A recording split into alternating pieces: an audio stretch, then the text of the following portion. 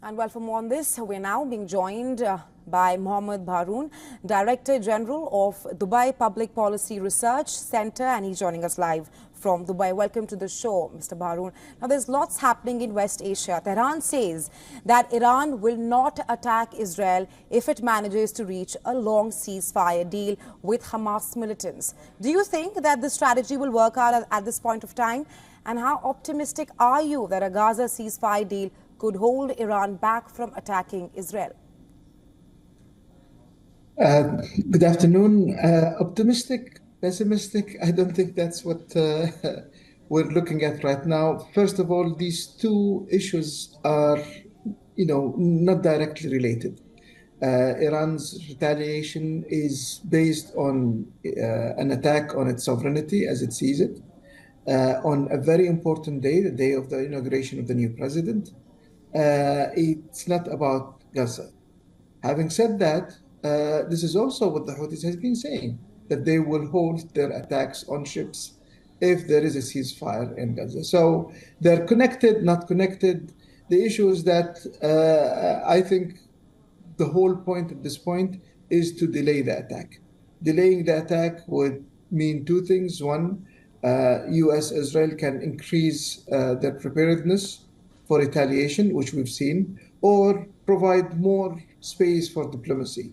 I think both of them are happening, and that's possibly is a good reason to think that there will be a positive outcome rather than a negative outcome.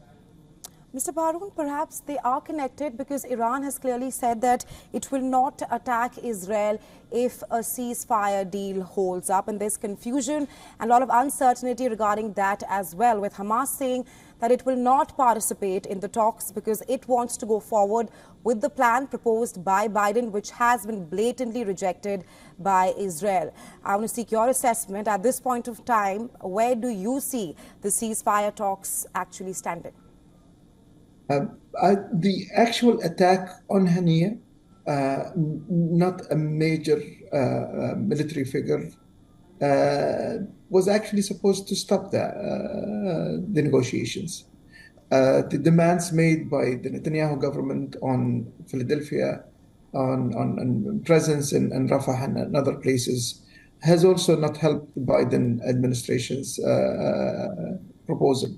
So, you're right, there might be connected. If Israel is doing all of this to stop the ceasefire, for Iran to say that ceasefire could stop the retaliation might be strategic. But end of the day, Iran has clearly said that this is an attack on sovereignty. It had to be retaliated. I think the idea is on the size of the retaliation rather than a retaliation or not retaliation at all.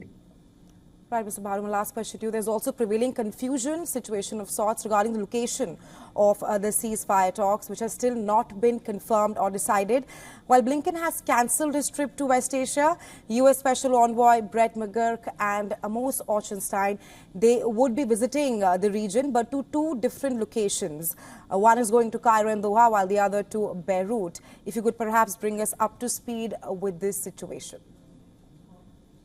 I think the trip to Beirut is part of this de-escalation of Hezbollah. The trip to Cairo, if Hamas is not going to participate, then who's going to talk on behalf of Hamas? The fact that a negotiation happens with Hamas presiding by Sinwar, which is a character on the top of the hit list of Israel, is quite telling in the sense that are we getting into a new phase where you'll either talk to Sinwar or you don't talk to Sinwar, to Hamas at all. This is, I think, the situation, the difficult situation, where Israel, if it wants to talk about a ceasefire, they would have not to talk with Hamas political wing, they will have to talk to Sinwar. How feasible is that? I think that's what's creating the confusion on where could this be held, either Cairo or Doha, who is going to be attended and how. But I think when it comes to Beirut, it's more clear. There has been a constant push to make sure that Hezbollah does not join the retaliation of Iran. Iran would retaliate because this is something that has happened to its own sovereignty. If Hezbollah participates, then it's more than just an international law being applied where the right to retaliate is preserved. This is a wider attack, which would also mean more countries other than Israel would be involved in that attack. Right, Mr. Bharoon, thank you so much for joining us on WION with insights on this. Thank you.